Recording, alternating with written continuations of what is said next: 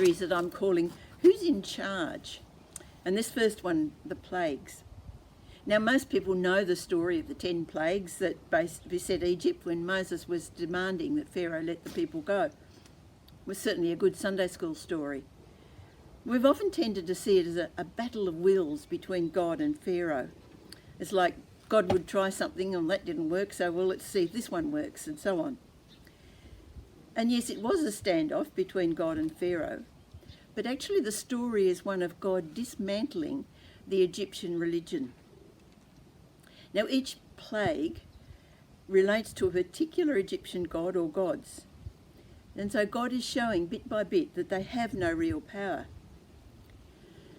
But he doesn't just come all at once. He takes the people and Pharaoh through a stage, step by step, so that bit by bit they can see they are powerless. The first one was turning the Nile to blood. And there were 3 gods associated with the Nile. But in that first one, the Egyptian magicians were able to do the same thing. And so I guess they were sort of intrigued. Well, we'll keep going with this. The next one was a plague of frogs. And there was a goddess with the head of a frog who was associated with fertility. The Egyptian magicians were also able to bring frogs up out of the Nile. The only difference here is when it came, they wanted them to stop. It was only Moses who was able to stop, and the frogs died.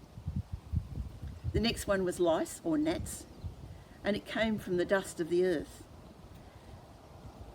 And the god Seb, who was the god of the earth, could do nothing about it. It was only Moses who could.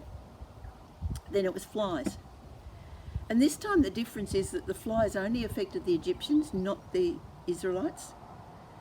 And there was, believe it or not, a fly god, but he could do nothing about it. And then a disease of the livestock. This time Pharaoh was given a warning that if he didn't let the people go by morning, the livestock would be ill.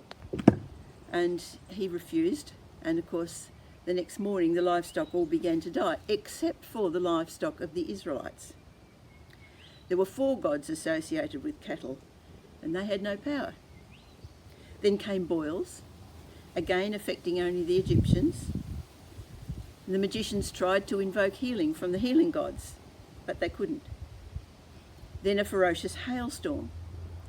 Again, Pharaoh was given a warning that the cattle and people should get into shelter. And when Pharaoh refused to take any notice, the storm arose, and it killed Egyptians, both people and cattle, who had not taken shelter.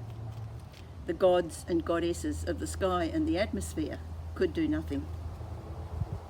And by this stage, Pharaoh's beginning to realise that perhaps he doesn't have the power he thought he did.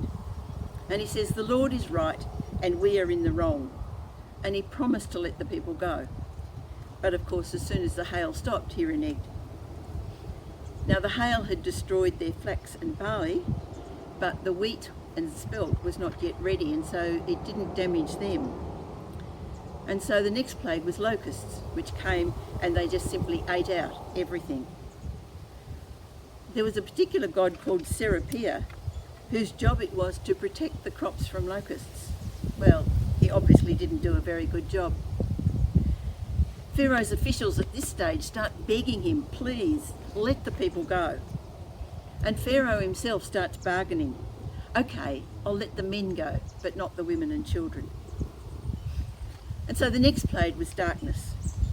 And for 3 days over Egypt, but not over where the Israelites lived, there was darkness. Now the most worshipped god in all of Egypt was Ra, the sun god. And God showed the Egyptians that their most powerful god was powerless. And yet still Pharaoh tried to bargain. Okay, you can go with the women and children, but leave your flocks and herds behind. But this was not acceptable to God. Only complete obedience to his word was acceptable.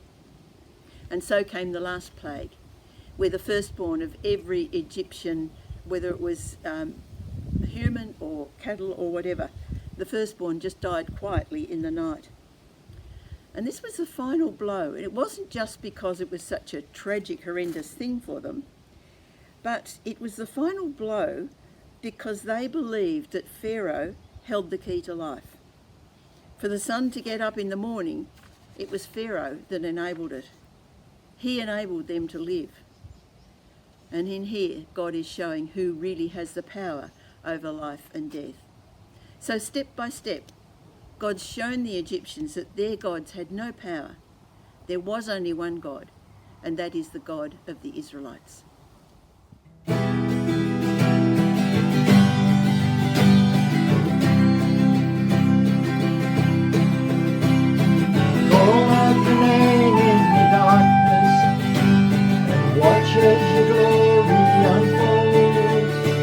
For there is no measure or end to the power you hold. Justice and truth are the virtues with many